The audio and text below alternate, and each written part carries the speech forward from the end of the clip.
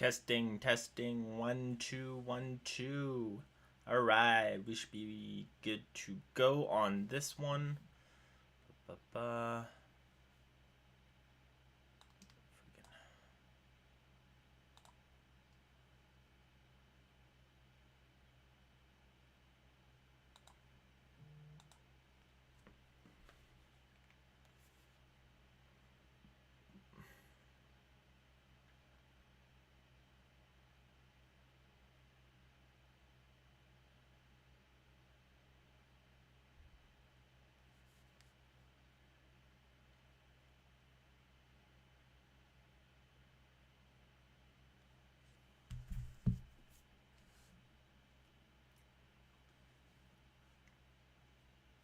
Alright, we are live.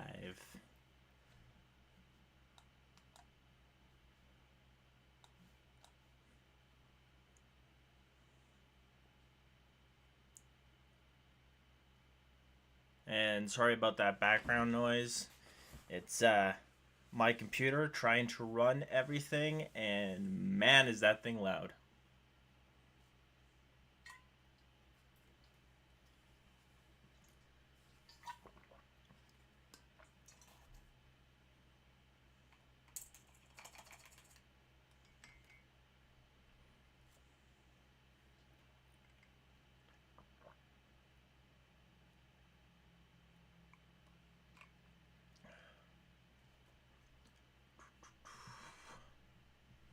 We'll wait until 10 after 2 to probably get in or get started and then go. Make sure everything's all good.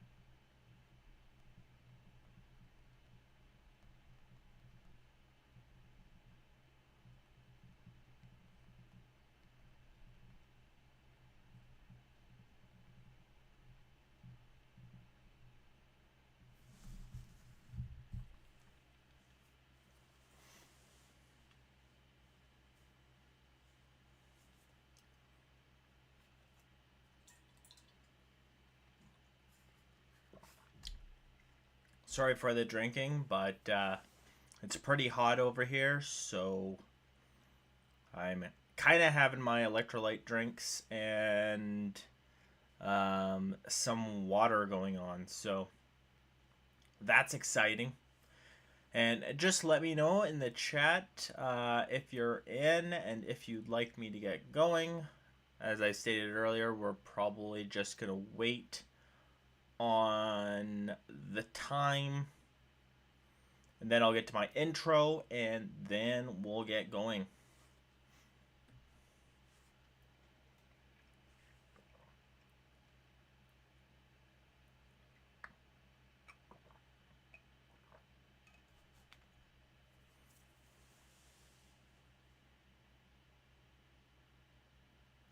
All right, that's it.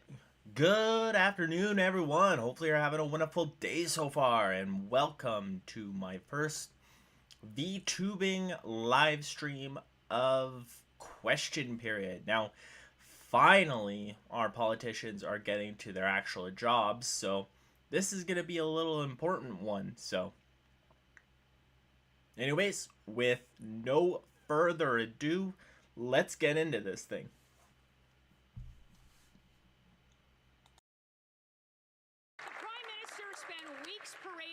the country and promising Canadians he'd, quote, spend less. But the guy who was supposed to give us fiscal restraint dropped an 8% spending hike, after promising he'd cap government spending at 2%.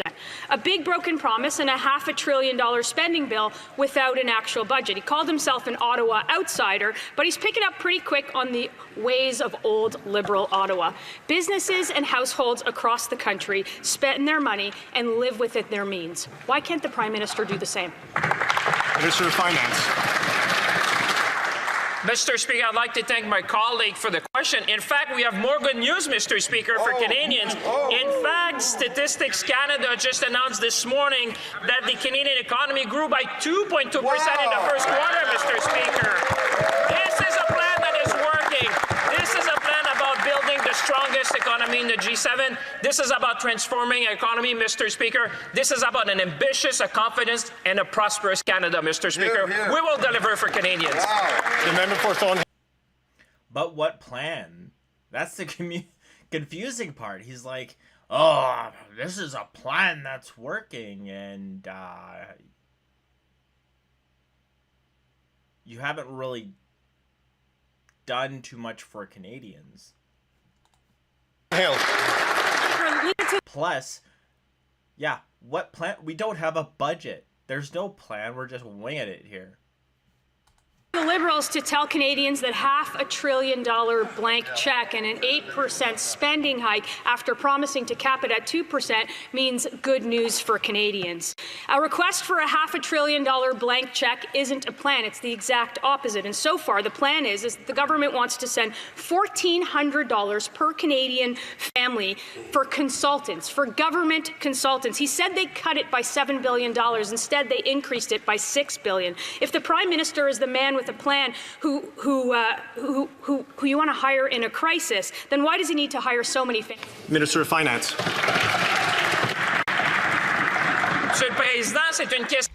Mr. Speaker, this is an interesting question, but the real question this morning is how much the Canadian economy has grown over the last quarter.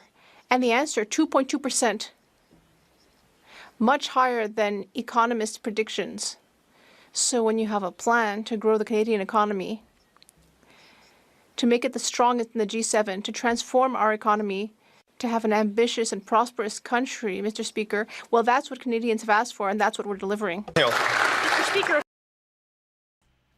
So, from much smarter people than me, and they're called the people of Northern Perspective, I listened to them today, and they broke this down pretty well. So the reason why our economy has grown over the last quarter was because businesses were anticipating that all these tariffs were going to come in and all the prices of everything was going to explode.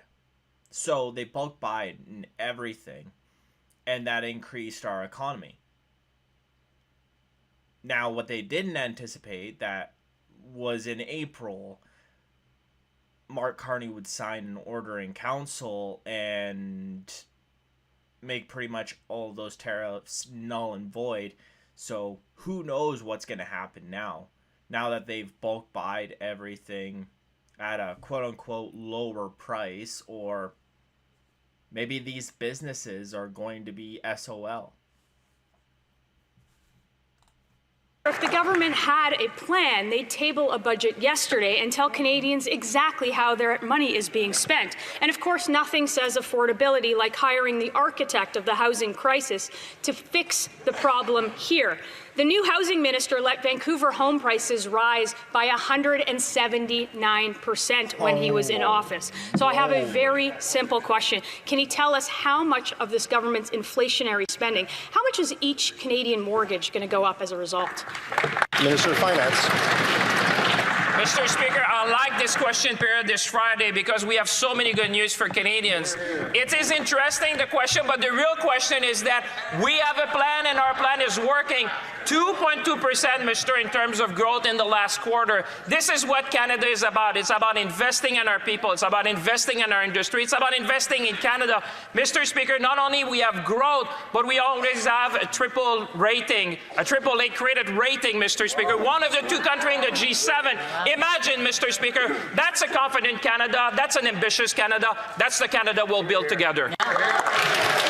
So I'm just going to go to OpenAI real quick to answer that question about increasing mortgage prices, because we already know it's going to be bad, but how bad does AI say it's going to be?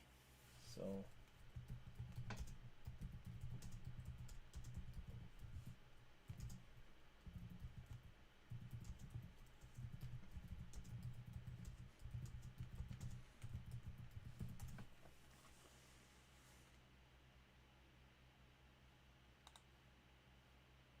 plus, we got time. We don't have too many people watching.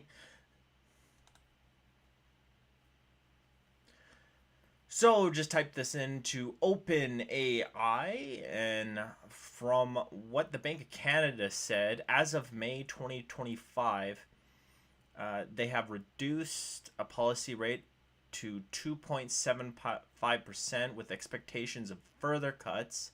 Rate would decrease to 2.25% by year end, aiming to support the economy. Correspondingly, the prime lending rate, which influences variable mortgage rates, is anticipated to decline to around 4.45%. So I believe that the mortgage rates around this time 5 years ago were around 0 to 1%. So that going, or 0 point something, not 0%, but 0 point something to like 1%, skyrocketing housing prices. Now they're rolling over to almost double the interest rate. How are people going to be able to afford that? Defaults are already happening. Let's see what default rates are. Default. Whoop. Mortgage rates. Canada.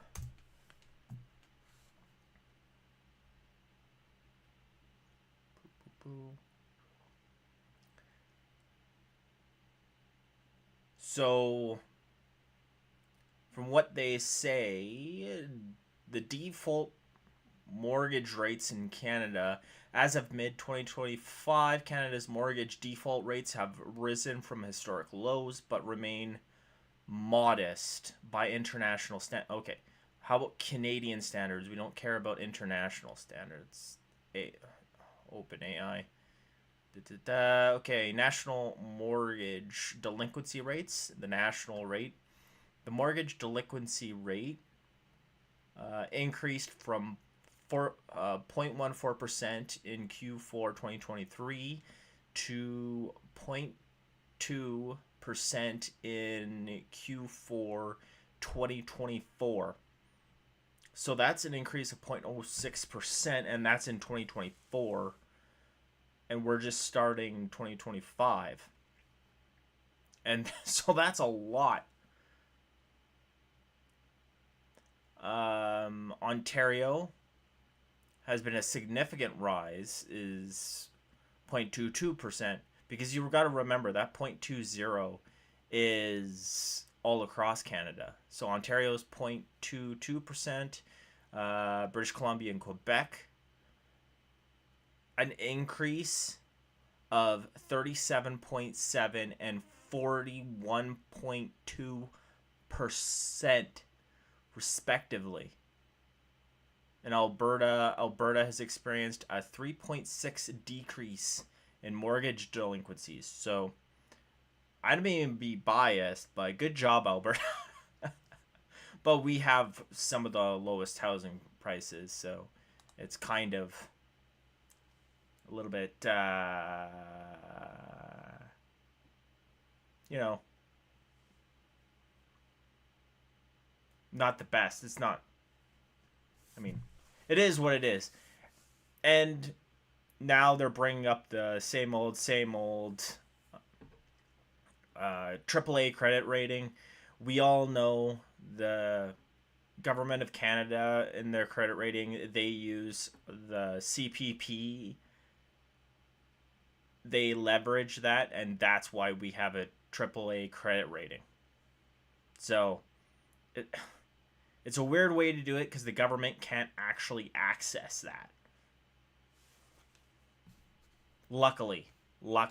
Or we'd have Le député pour Louis Saint-Laurent. The honourable member for Louis Saint-Laurent Akiawenrock.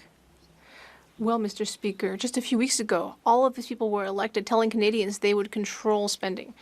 And on Tuesday, the King said that there would be new fiscal discipline with a maximum increase in spending of 2%. That was Tuesday morning. And then Tuesday afternoon, this government brought in new legislation. And actually, we saw that spending would go up by 8%. This new prime minister, who was supposed to be a global banker, who would have thought he would do worse than the former drama teacher, Justin Trudeau? So my only question to the Minister of Finance is, can you stop channeling Justin Trudeau? The Honourable Minister of Finance. Well, I have a great deal of respect for my colleague, Mr. Speaker. He's a veteran MP. But I don't know why he wants to distract Canadians from today's good news. For once, the Conservatives should be happy on a Friday morning, Mr. Speaker. We're looking at 2.2% growth in Canada. That's higher than what economists were predicting. We have a plan to grow the Canadian economy. We have a plan to build tomorrow's economy. We have a plan for a strong Canada. That's exactly what we're doing. The honourable member for Louis. Yeah, the plan is spend ourselves into prosperity. The Conservative is totally right. I mean, Mark Carney's spending more than Justin Trudeau, and at least Justin Trudeau put out budgets, albeit they were late at times, but he put them out. Mark Carney, oh yeah, we don't need a budget. We'll just put some bill through and tell you how much we're gonna spend, not what we're gonna spend it on. Well, what's really going up, Mr. Speaker, what's going up by 36% is this Liberal government's spending on consultants. Already, last year, they were spending way too much, 20 billion, and yet now it's gone up to 26 billion. They have shown no ability to control spending. We can see that. Canadians want a government that controls spending. Why is the Minister of Finance refusing to table a budget? Yeah, and I thought they were supposed In to fact, cut he wasteful was spending. criticized by his leader last week. Will the Minister of Finance commit to tabling a budget this spring? The Honourable Minister of Finance. No, I'm sorry.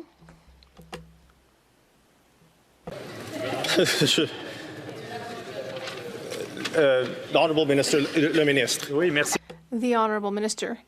Thank you, Mr. Speaker. That's fine. I don't need my full title. I'd like to thank my colleague for his question. He mentioned drama, and I would just like to say that he also quite likes drama. We see him doing some pretty histrionic things during every question period. Well, we know that the Conservative platform wasn't worth the paper it was written on. Everyone who understands math throughout the country ridiculed the Conservative platform. Meanwhile, we on this side of the House, we were elected with a clear mandate to reduce dependence on external consultants and have a strong public service and accomplish our ambitious agenda. The honourable member for Louis Saint-Laurent Akiawenrock. Well, Mr. Speaker. But that doesn't really make sense because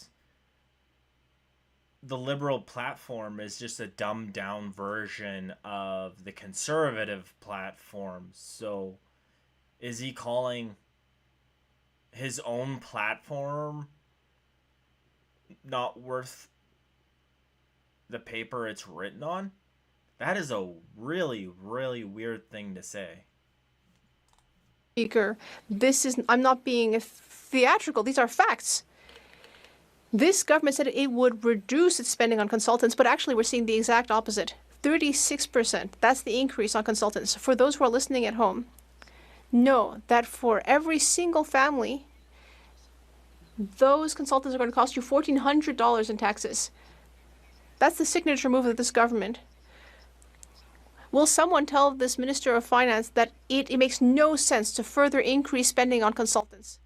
So yeah, that Honourable Minister of Government $800 you're Transformation. getting back ain't Thank you, gonna Mr. do Speaker. very Well, we much. have reduced our dependence on consultants, but we were also elected on a very strong mandate.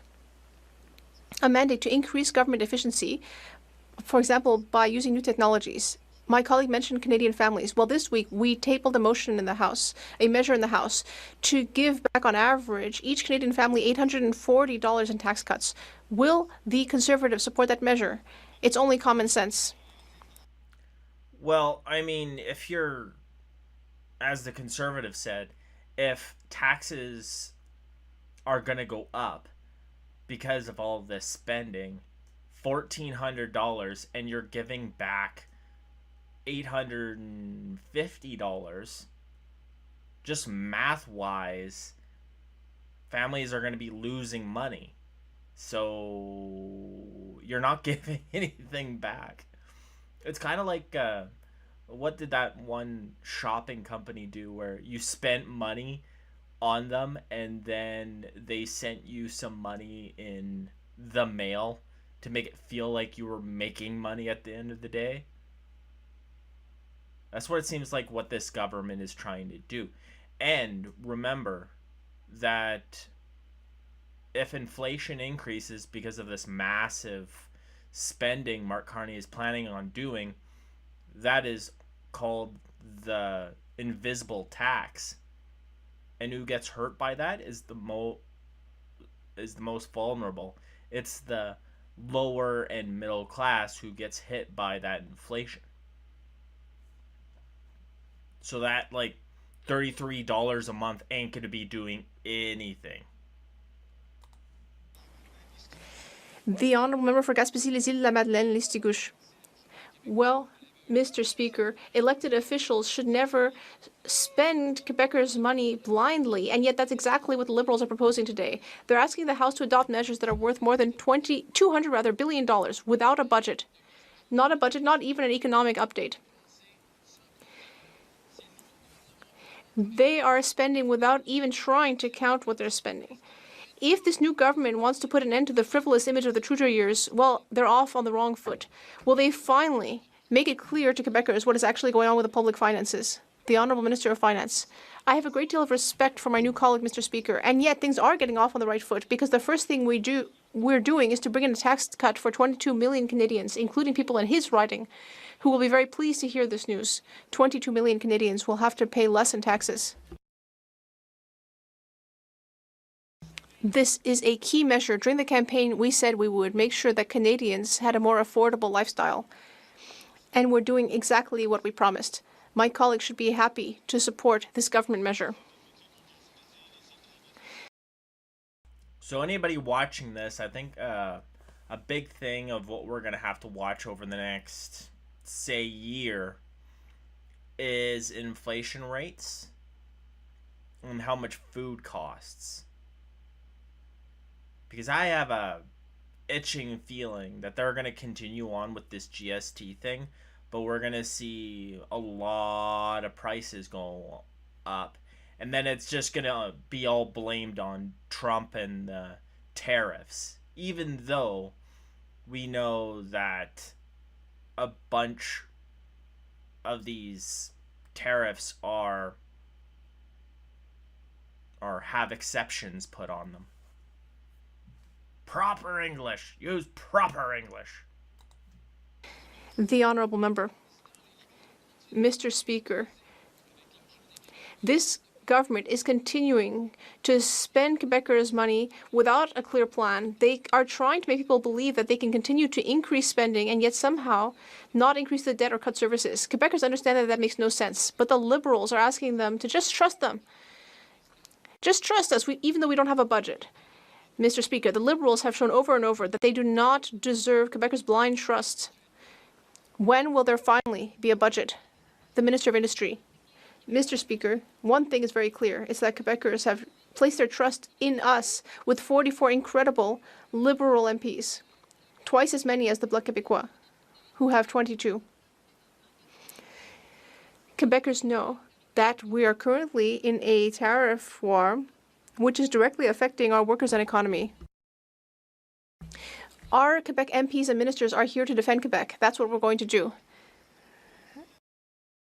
See, there you go. Blaming Trump, even though there are exceptions on everything from automobiles to what else was it? Aluminum to most other things that we export and import from the United States. The honourable member for Beauharnois-Salaberry-Soulanges Huntington. Well, Mr. Speaker, I'd like to remind the Liberals that Quebecers elected a minority government. They're expecting parties to cooperate. They're expecting transparency, and they're expecting some rigor. To bring in $200 billion in new spending without a budget to explain how these measures will actually be costed, that goes against the mandate that was granted to the Liberals, which was for cooperation, transparency, and rigor. Will the Liberals finally meet Quebecers' expectations? Will they table a budget? The Minister of Industry. The Liberal government will meet Quebecers' expectations, which is why Quebecers place their trust in us.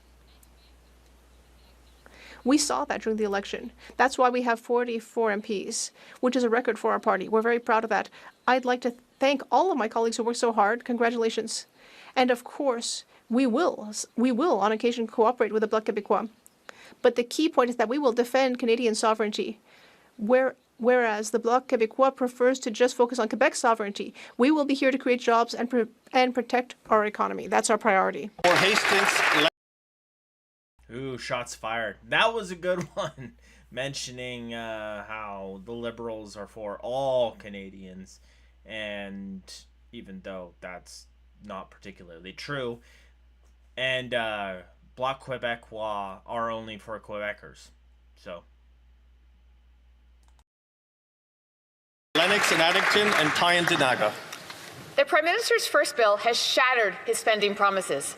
He was elected on a promise of financial transparency, accountability, and responsibility, and only 1 month later, he has already torn down that facade, treating taxpayer dollars like some seedy, secretive corporate bank account instead of the purse strings of this nation. Mr. Speaker, in what world can this Prime Minister justify spending $500 billion in taxpayer dollars without a budget? The President of the Treasury Board. Mr. Speaker, this new government is making sure that spending is being carefully managed and focused on our most pressing priorities. We will continue to review our spendings to make sure we are being efficient, effective, and focused on meeting the challenges and opportunities Canada faces. The member for... yeah, well, you've guys shown that you can't control your spending, and it kind of seems like you believe that you could just spend and spend and spend, and somehow that'll spend us out of this mess. So forgive us for not trusting that you know how to save money or make money. Hastings, Lennox and Addington and Tyne-Denaga. This government's dismissive rhetoric does not stand up to scrutiny.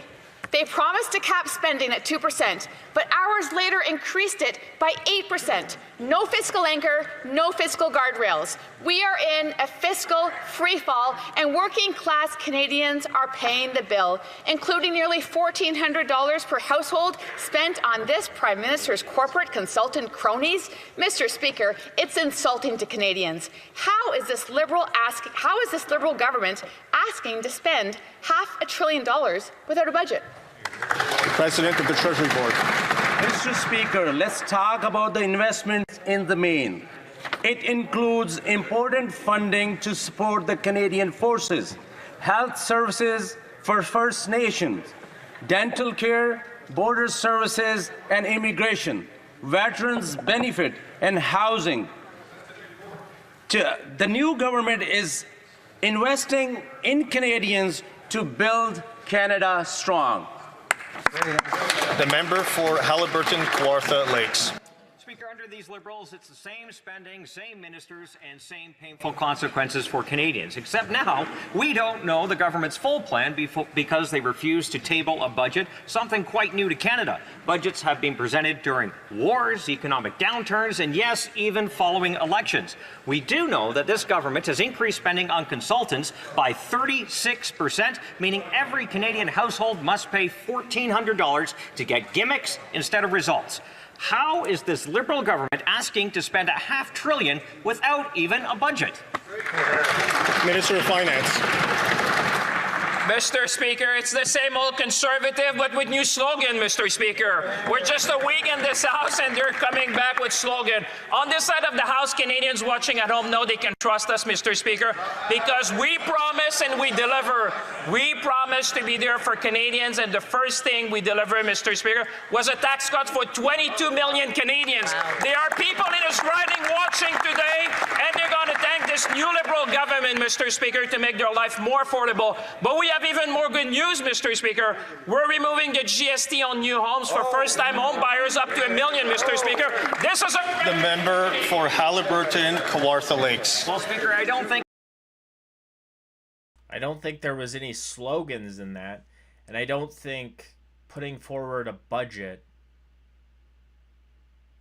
would hurt, especially the Liberal brand. You'd think having a new Liberal Party and having your brand pretty much just destroyed by Justin Trudeau, you would want to do everything by the book, not look seedy, and actually try and, follow through with what the government is supposed to do. Not even like what you said you'd do in your platform, just follow the rules. asking for a budget on behalf of Canadians is a slogan, and actually something Canada has always had, is a budget. In fact, this government has spent $330,000 just on consultants to rebrand a Crown corporation. The goal of that name change is to get people real excited about high-speed rail from Toronto to Quebec City. People in my area have grown quite tired of waiting decades for this project to become reality. So when will the government actually get shovels in the ground instead of padding the pockets of well-connected Liberal consultants? Minister of Transport. I am glad to have the Conservatives finally talking about supporting big nation-building projects. At a time when our economy is being battered by U.S. tariffs, that is exactly what we need. Now is the time to get shovels in the ground. Now is the time to build high-speed rail. Now is the time to build Canada. That is what the Prime Minister will be talking about with premiers in Saskatoon.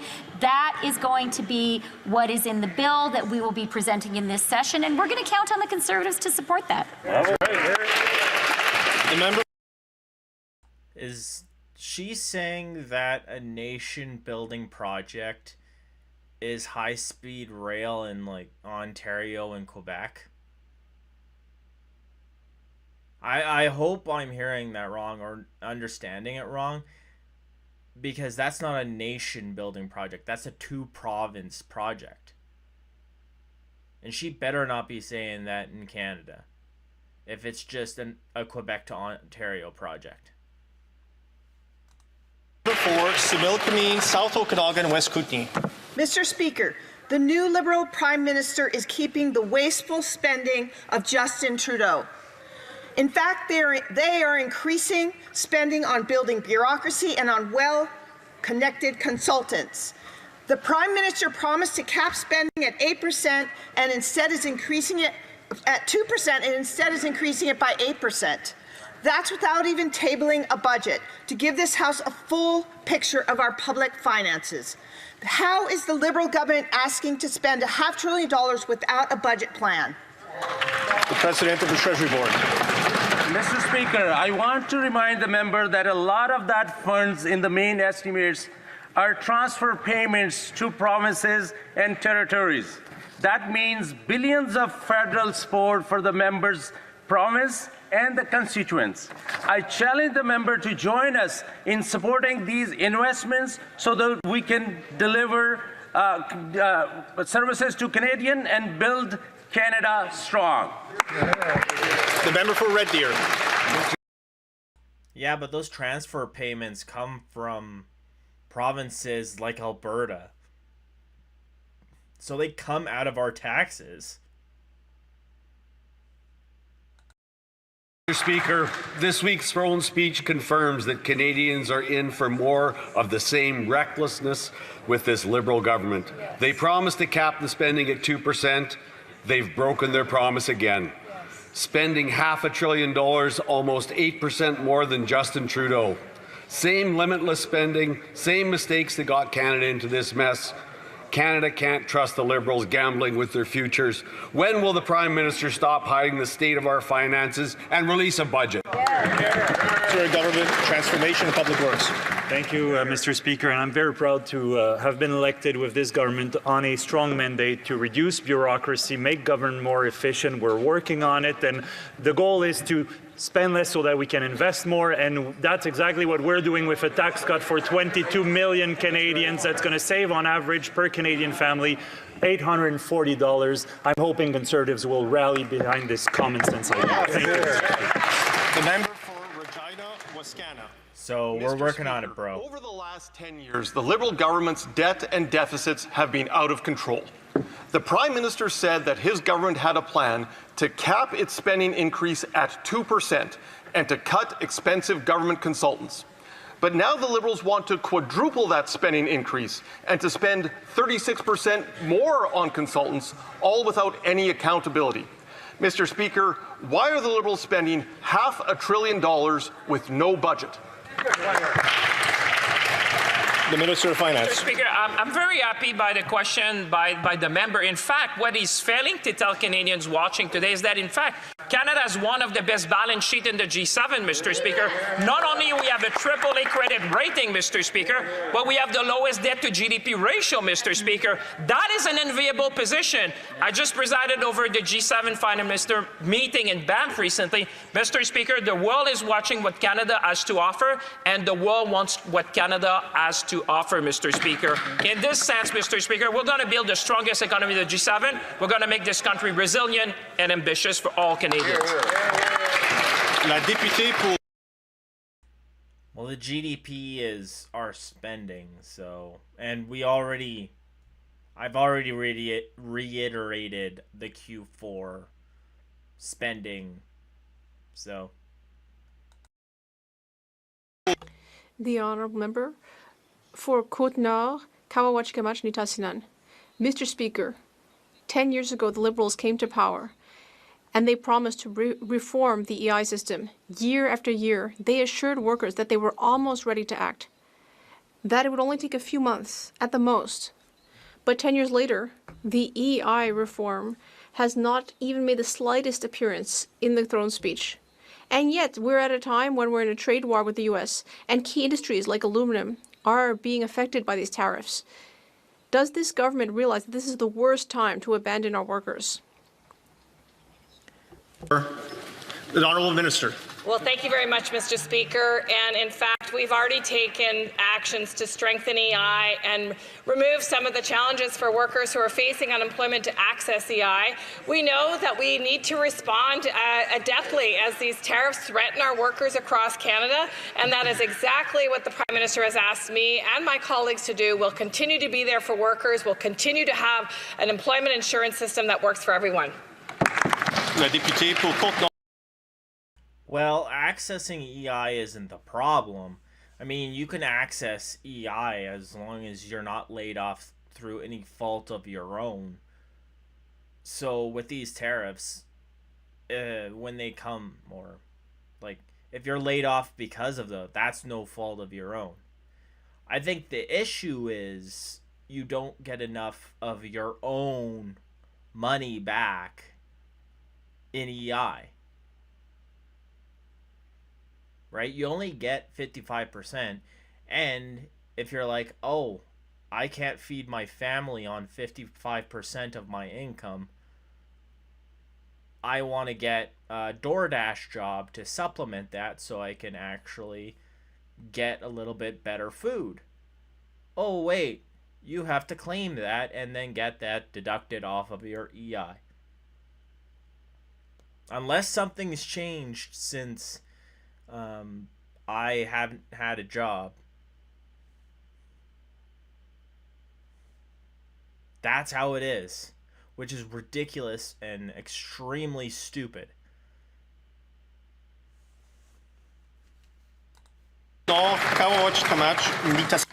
The honourable member.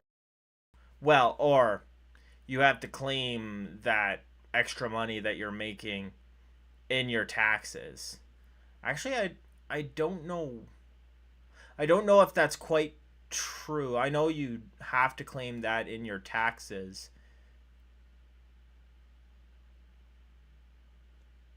But is that also deductible when you claim it when asking for your EI? I'm not quite sure. Mr. Speaker, there was not a single word about EI reform in the throne speech. And yet, we're in a tariff crisis. To back down on reforming EI would be to betray workers. The Liberals have been promising this reform for 10 years. They've carried out so many studies, so many consultations. Enough talk. It's time to walk the walk. Will this government reveal when exactly it will bring in EI reform? Or is it just going to admit to workers that it's abandoning them? The Honourable Government House Leader. Mr. Speaker, this is a time of great tariff uncertainty and great uncertainty about trade with the U.S. At a time like this, it is essential that we protect our workers. That is why we've made EI easier to access. We have eliminated the waiting period before being able to access EI. We've also ensured that we no longer consider severance pay and so on to be part of something that could claw back EI. That way, we can have an EI system that protects everyone. Niagara Falls, Niagara-on-the-Lake. Speaker, on day one of his new job, the Prime Minister's housing minister told Canadians that home prices don't need to come down. After 10 years, the Liberals have doubled housing prices.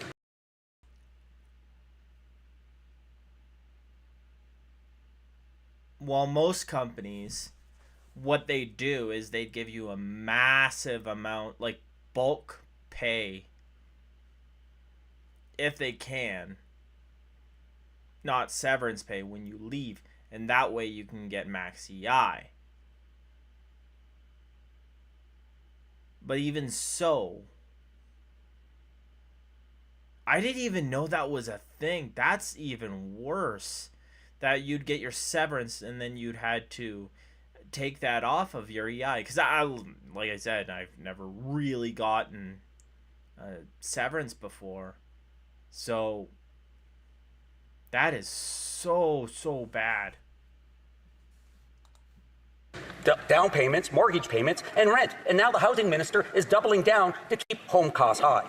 Can the Minister of Housing tell Canadians how many more families must fall behind before his government takes action and finally tables a budget? Minister of Housing. Mr. Speaker, this government is taking action to put more money in Canadians' pockets by cutting other taxes right now, and we expect the support of the members opposite to ensure that Canadians can afford more housing options because they have more money in their pockets. It's simple math, difficult for the Conservatives across maybe to comprehend, but cutting taxes on GST for first-time home buyers and income tax delivers more affordability. Yeah. That's kind of nice calling,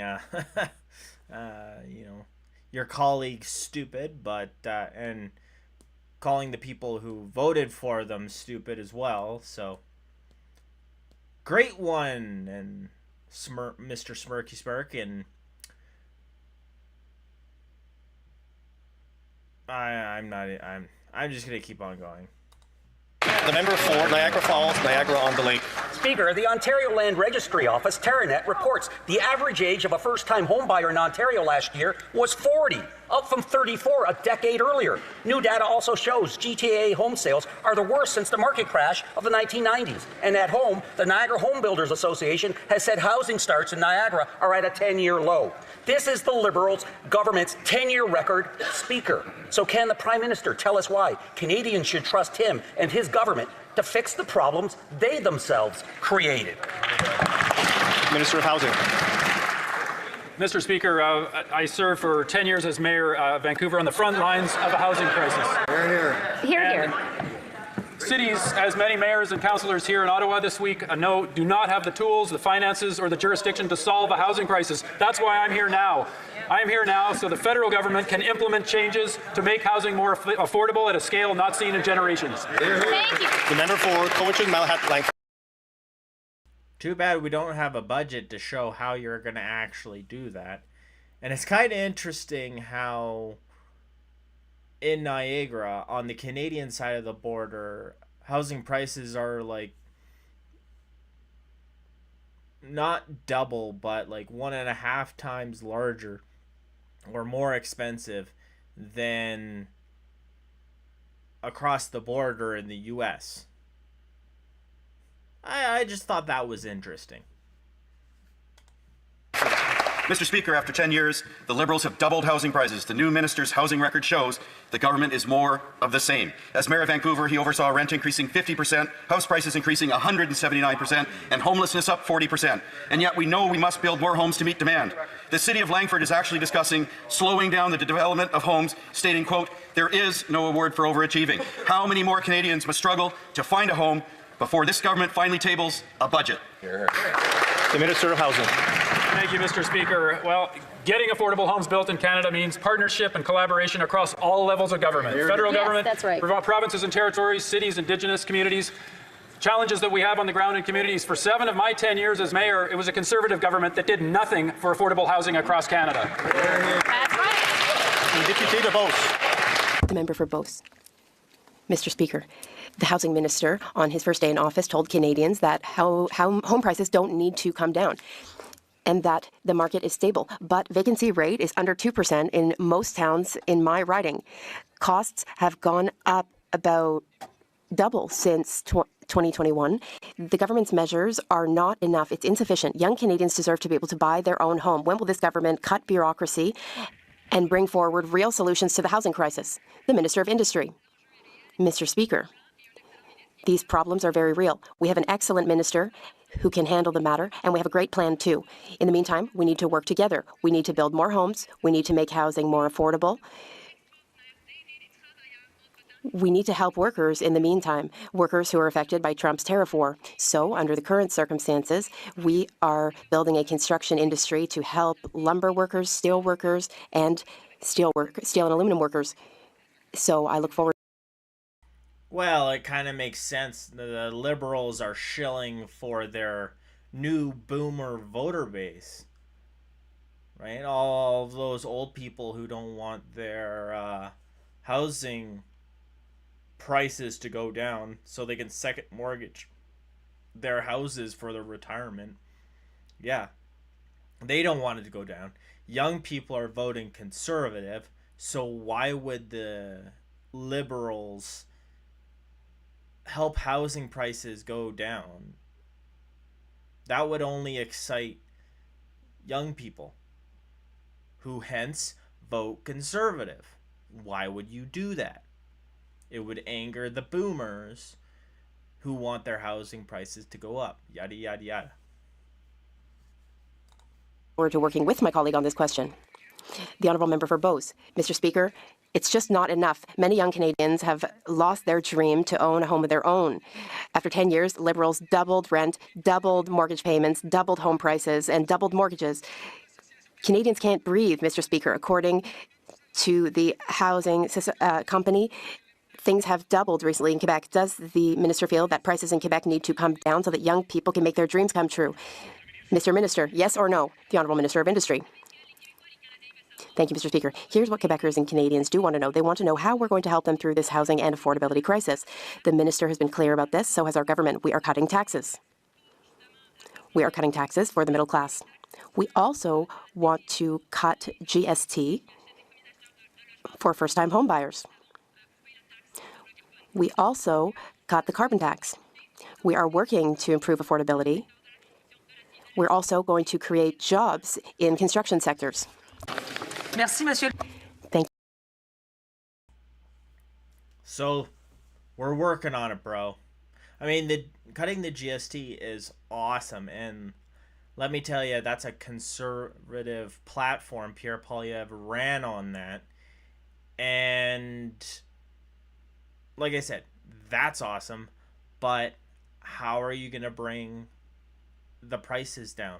Show that the prices are going down. What are your projections? You have to have projections with all those consultants you're hiring.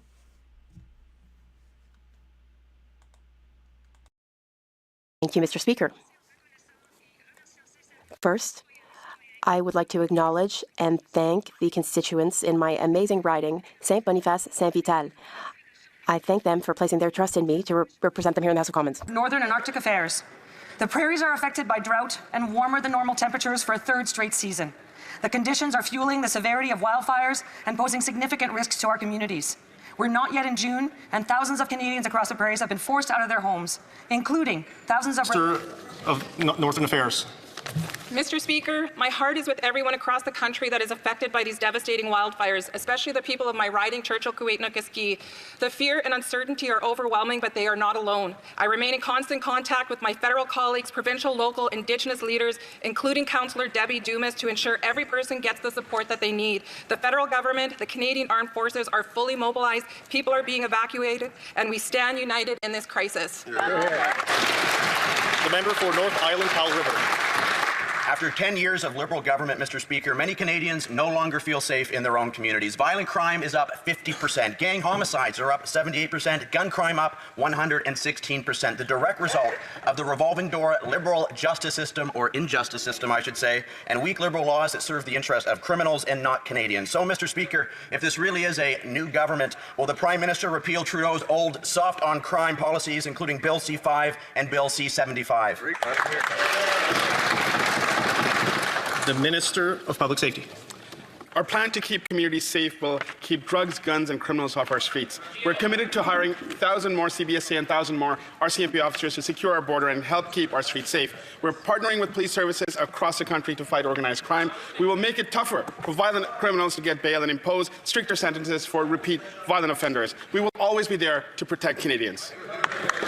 The member for North Island, Powell River. Mr. Speaker, the now Minister of Public Safety said during the campaign that there was nothing wrong with the bail system in Canada. He even said it was, quote...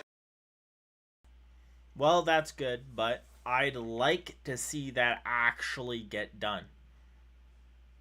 Because we definitely need to get all of that through. Quite sound. This despite the deadly spree of murders and other violent attacks committed by those out on bail and frontline officers across the country demanding immediate reform. So does the Prime Minister agree with his Minister of Public Safety that there's no problem with the bail laws in Canada or the frontline officers who are demanding real action now? Hear, hear. Minister of Public Safety. Mr. Speaker, it's always heartening to see the opposition clip something that's completely out of context. And unfortunately, the Conservative candidate in my riding didn't even show up for the debate. So let me just be clear.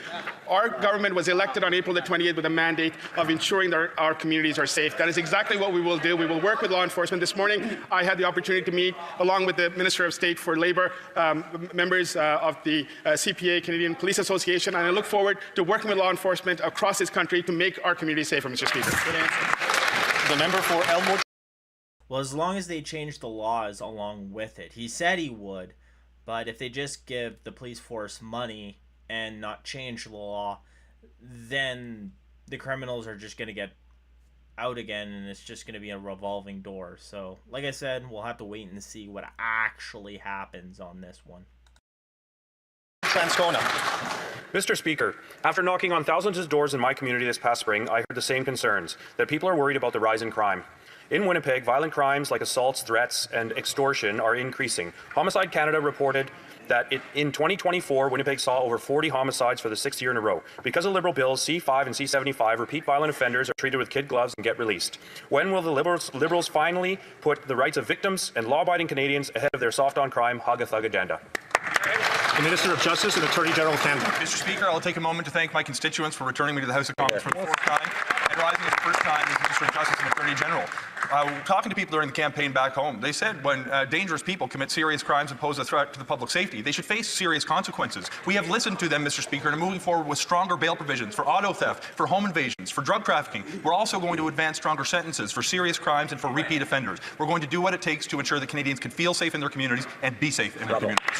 The member for Richmond Centre Marple. Mr. Speaker, since 2016, 50,000 Canadians died from drug overdoses, mostly from fentanyl. Mass fentanyl production is mass murder. Conservatives propose life sentences for producing or distributing over 40 milligrams.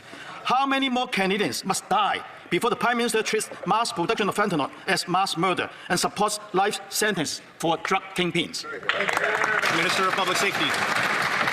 Mr. Speaker, the fentanyl crisis has impacted every community, not just in Canada, in North America, and many communities around the world. We're accelerating our work to crack down and dismantle the fentanyl trade and organized crime groups that profit from it. That's why we listed 7 cartels as terrorist entities under the Criminal Code. And I'm working closely with Kevin Brassou, Canada's fentanyl czar at home and abroad, to put a laser-sharp focus on dismantling fentanyl rings, Mr. Speaker. We will always be there to protect Canadians. The member for Okay, good. My assets in offshore tax havens and in Bermuda or the Cayman Islands, and like them, I believe in shining a little sunlight on the people who govern us. The Prime Minister claims his assets are in a blind trust, but Canadians are the ones completely in the dark. He absolutely knows what his assets were before he placed them into a blind trust. So I'll ask a simple question that deserves a simple answer. Does the Prime Minister knowingly or blindly hold any financial interest in any offshore tax havens? Yes or no? Government House Leader. Mr. Speaker, on this side of the House, we are so proud to have a new Prime Minister with a clear vision of the country, with a plan to rebuild our economy, a plan to take on the tariff challenges with the United States, the plan to give prosperity to all Canadians, and of course, a plan to comply stringently with the Code of Ethics for all parliamentarians, which is among the most stringent in the world. He will be complying, that member will be complying, we will all be complying, and Canadians should feel very reassured about that. Member for Port. Well, I would feel a little bit more insured if he told us what he was invested in, like all the other politicians have already. And Conservatives kind of warned about this, that the election would be over by the time he had to come out. And it would be nice to know whether or not he was actually paying taxes on all of that stuff as well. Because normal Canadians pay taxes. It would be nice to know the Prime Minister does as well.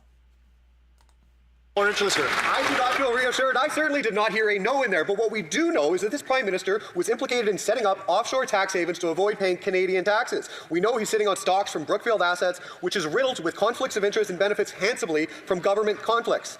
We know he's perfectly fine to promote companies Brookfield owns on the debate stage, so what will he do to help himself behind the closed doors of government? Canadians deserve to know if he will financially benefit from any current or future contracts Brookfield gets with his government. So when will the Prime Minister come clean and tell Canadians what assets he personally holds? The Government House Leader. Mr. Speaker, this Prime Minister has been the governor of 2 central banks, has a successful career that I'm sure he's very proud of in the private sector, has come to public service once again, another tour of public service for our Prime Minister with a clear plan to get Canada's economy back on track. That's what the Prime Minister is up to. What he's also up to is stringent compliance with the Code of Ethics that this Parliament has imposed upon itself, one of the most serious and stringent in the world. Canadians should feel very reassured. The member for Leduc-Wetaskiwin. Then why don't we have a budget to know where our money is going? If he's that good at finances and spending more than Trudeau did in an economic crisis. That seems a little bit sketchy to me. Mr. Speaker, if the Prime Minister has a plan, we'd sure love to see it here in Parliament. Mr. Speaker, on the eve of the election, when he was trying to get elected, the Prime Minister went on an Oilers radio show in Edmonton, asked about oil. He said, quote, "There's a massive opportunity. If you look out east..." Well, yeah, his plan is just trust me, bro. I got this. We've got an opportunity to displace there. But in the past, well, first of all, he's got a Quebec minister who's now looking at me in complete disagreement with those statements. But even the Prime Minister has said as much as half of oil reserves, proven oil reserves, need to stay in the ground. The Minister for... The Prime Minister's position should be believed. Minister for Energy and Natural Resources. Mr. Speaker, to win this trade war, we will build on Canada's terms to deliver the strongest, most resilient economy in the G7. Canada's new government will cut red tape, fast-track projects of national interest, and guarantee decisions within 2 years. We are not building just for speed. We are building for purpose, to have a strong negotiating hand and unlock the next generation of Canadian prosperity. We will get projects built to make Canada an energy superpower. The member for Leduc Wetaskiwin. Yeah, but like we said, what projects? How much money are you putting towards these projects? Where are these projects going to go? Look, Mr. Speaker, the Prime Minister went on to say, like we've got this resource, at a minimum, we should be using it all the time ourselves because we're going to use what I call conventional oil and gas for the rest of my life and beyond. He said that in Edmonton when he was trying to get elected, but he has a history of saying that we should leave oil and gas in the ground. When will this government finally repeal Bill C-69 to create the conditions that will actually allow us to take advantage of this massive opportunity to be realized? Minister of Energy and Natural Resources. Mr. Speaker, I'd like to give a shout out to the Edmonton Oilers who won last night. So, Mr. Speaker, my goal is to get things built where we have proponents. We will make Canada strong and protect ourselves from American tariffs. I encourage my Conservative colleagues to join us in building the strongest economy in the G7. West. Mr. Speaker, Canada's energy sector and economy continues to be held back by Liberal anti-energy laws like the industrial carbon tax and Bill C-69, which blocks all new energy infrastructure. This is compounded by Justin Trudeau's energy production cap, which will kill 54,000 jobs and gut $20 billion from the Canadian economy. This new Prime Minister likes to market himself as the anti-Trudeau. Well, it's time for him to prove it. Will the Prime Minister repeal the industrial carbon tax, repeal C-69, and repeal the oil and gas production cap? Or is he just another Trudeau clone willing to let our energy sector die? Great question. Minister of Energy and Natural Resources. Today, Canadians are facing threats to our way of life from both climate change and American tariffs. We are tackling these problems head-on by building clean energy projects that will fight climate change and make Canada the strongest economy in the G7. The industrial carbon price attracts new investment, creates jobs, and grows our economy. With innovation in carbon capture, we will build low-cost, low-risk, low-carbon superpower. I encourage my colleagues to join us in building a stronger Canada. The member for Sudbury. Monsieur le Président, Sudbury. Mr. Speaker, Sudbury, like Canada itself, has everything it needs to be an economic powerhouse. Sudbury has a skilled workforce, abundant natural resources, world-class research facilities too.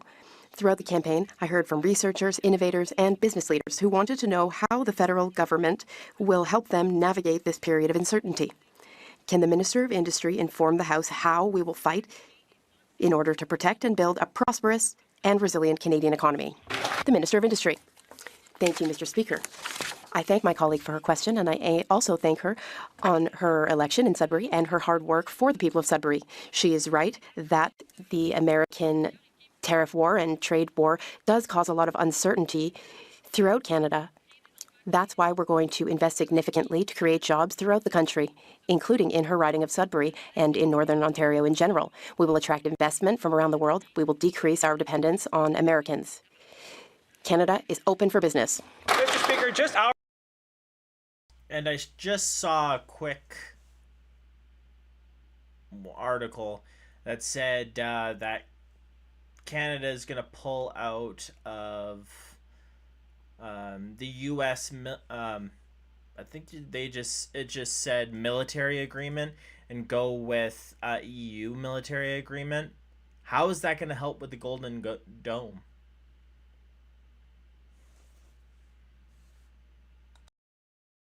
And how is that going to help with negotiations with the U.S. with our jobs and our industry? Hours before the May-long weekend, Parks Canada blindsided my region by banning motorized boats on Clear Lake, after confirming access a week earlier. There was no consultation or warning. Locals cared deeply about the lake, which is why the agency's one boat, one lake policy had broad support. But when asked what suddenly changed, Parks Canada refused to justify its damning decision that caused whiplash in the region. Will the minister reinstate the one boat, one lake policy that Parks Canada supported just weeks ago? Great question. Minister of Canadian Identity. Thank you, Mr. Speaker. Unfortunately, in that lake and in that region, we are facing a zebra mussel invasion, which we must intervene to control. Otherwise, it could spread in the region, in other water basin, and around that area, Mr. Speaker, which is why with Parks Canada, with local partners, with Indigenous partners who support what Parks Canada has been doing, we are trying to tackle this issue as rapidly as possible. Thank you, Mr. Speaker. Riding Mountain. Mr. Speaker, that answer is unacceptable. Why did he throw in Indigenous leaders in there, saying that they support it as well? If there's an infestation, then okay, it kind of makes sense. Well, I don't know if it makes sense or not, but that is an avid excuse. But yeah, why bring the Indigenous into it? That's weird. But I mean, this is coming from a guy who's part of Greenpeace, and he climbed the CN Tower, so he's kind of a nutball himself. Unacceptable. The mismanagement by Parks Canada of Rocky Mountain National Park is not new, and neither is the minister's refusal to act. He's been warned time and again that Parks Canada ongoing failures. No communication, no engagement, and no accountability.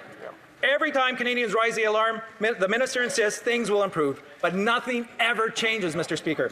Will the minister finally take responsibility and replace the superintendent of Rocky Mountain National Park to restore trust and confidence? That's right. Minister of Canadian Identity and Culture. Mr. Speaker, what the member opposite is saying is simply not true. And we have, in fact, been working with local authorities. Parks Canada provided funding to compensate some of the loss in revenues last year because of the closure. As we are trying to tackle this very important crisis, it is totally irresponsible for this member to somehow suggest that we should just let the zebra mussel spread all around Manitoba. Imagine the impacts for local drinking water, for commerce, for businesses all across the province. This is totally irresponsible, Mr. Speaker. Member for Parkland. Well, I think what the Conservative there is actually saying is why didn't Parks Canada communicate that to the people when they asked? Because I think the whole issue is when people ask, well, hey, why can't we set our boats out? They just said nothing. That's what's happening. And you shouldn't have to ask in question period a question like this to get an answer that, well, people in that writing should just be able to go to the Parks Canada website or call them up and say, hey, what's going on? Why can't we do this? And most Canadians would say, oh yeah, that makes sense. That's why when Parks Canada says, hey, don't bring wood from one place or one park to another so you don't spread foreign insects from one place to another, Canadians don't do that. Right? We care about our parks. We care about our water. Just communicate. Mr. Speaker, as fires burn across the prairies, I know I speak for everyone in this House that our hearts are with all of those who have been impacted and those who are working tirelessly to protect our communities. Now, in the wake of the Jasper fire, we learned about the devastating consequences of poor forest management that failed to clear swaths of dead forests. Experts are now sounding the alarm that communities in national parks like Banff face similar threats this summer. Can the government tell us what preparations, if any, have been undertaken by Parks Canada to protect communities from wildfire? Director of Emergency Management and Community Resilience. Mr. Speaker, I'm monitoring the wildlife situation around the clock, and I'm in close communication with my provincial counterparts. The Canadian Armed Forces are evacuating First Nations and others affected by the wildfires. Leaving your home under these circumstances is incredibly difficult, and our government will continue to support and protect all of those affected by wildfires. There's nothing more important than keeping Canadians safe. The question wasn't wildfire evacuations.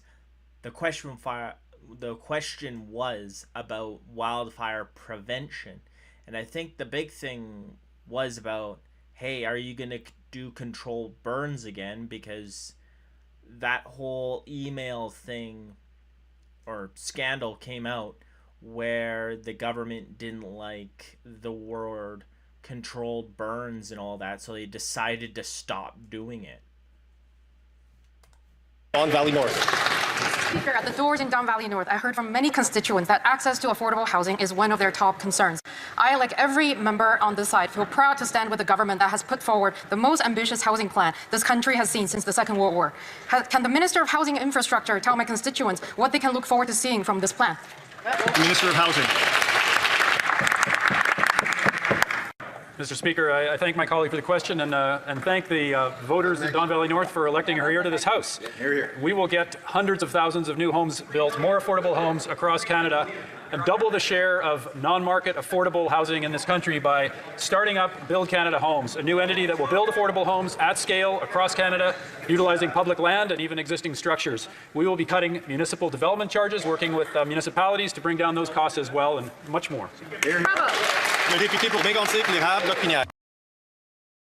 I don't know why the Liberals ask the Liberals, their own party, questions in question period. It's just them jacking each other off.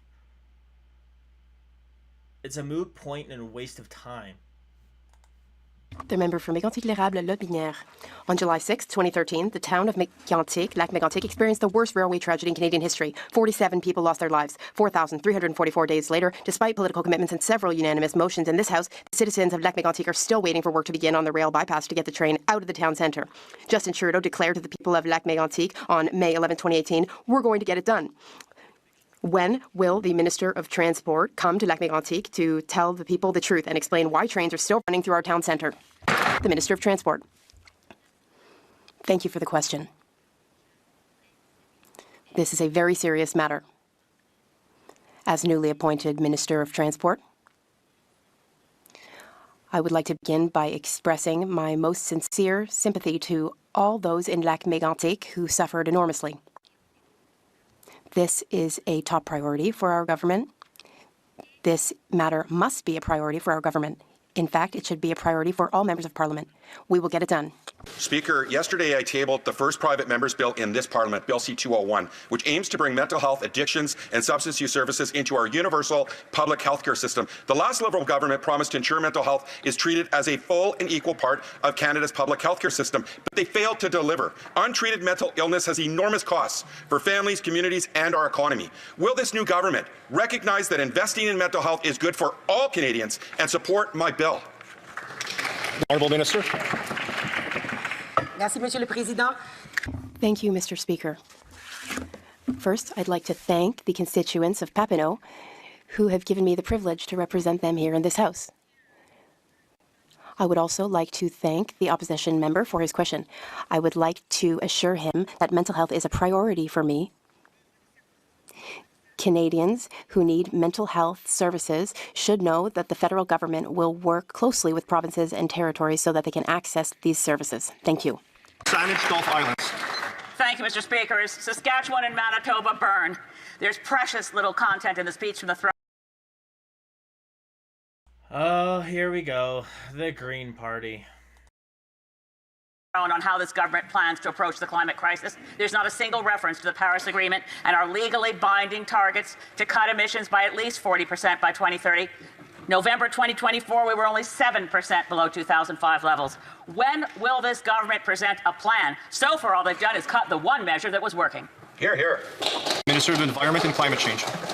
Mr. Speaker, as the members mentioned, there are wildfires raging across our country. It brings to the heart just how important climate change is and fighting climate change is for our strong, secure future for our country. I'm absolutely committed to working with provinces, territories and Indigenous peoples to make sure that we reduce our emissions, fight climate change and keep Canadians safe. How about proper forest management? Then we wouldn't have as many, forest fires, and that would reduce the amount of smoke in the atmosphere. Whoa! Madness. But no. Bring back in the carbon tax. Increase the industrial carbon tax. Yeah, that seems to be helping these forest fires. That concludes question periods. So, daily routine of business, tabling of documents, introduction of government bills, statement. Hey, Red Deer, how's it going? I'm so used to messaging on there that I automatically messaged you. Came in the tail end. Oh, that kind of sucks. But at least you get to hear my little message since question period is over. So now I'm doing a little bit cool thing going on here. Is I know things are kind of getting tough for a lot of families and stuff like that, and I'm sure you guys are seeing on my channel I'm doing a bunch of Pokemon stuff and all that. So I'll be doing a bunch of giveaways with some of that stuff, cards and some swag whenever I get that. And it'll be sort of a raffle at the end of the week. So hopefully, you know, if you got kids or if you like that sort of stuff, that'll take a little bit of any burdens on gifts or something away, and it'll be something fun to do at the end of the week. So how that's gonna work is on my videos, leave something random or whatever in the chat, and I'll compile that into a raffle, and then we'll have a live stream at the end of the week and do a bunch of giveaways. And then, well, depending on if this what would you call it, Canadian Post sort of strike is over, you may or may not get it in 2 weeks. Oh, they're fun. Canadian Post.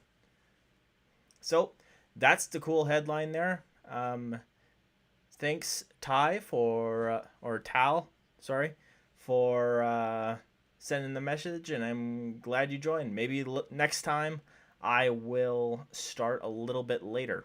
So, anyways, hopefully you guys have a wonderful day, and let me know what you think about the giveaway and the raffle down below, and if you have ideas of how to do it.